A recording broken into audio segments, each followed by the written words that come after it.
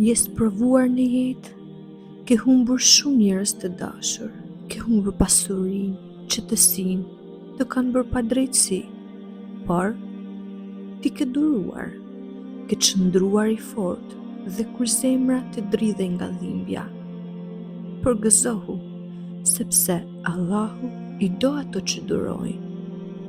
Çdo lot i fshehur, çdo dhimbje e heshtur, një ditë do të kthehen në shpërblim.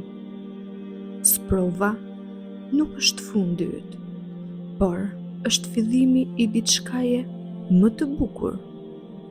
Zoti nuk të la, ai po të përgatit për diçka akoma më të madhe.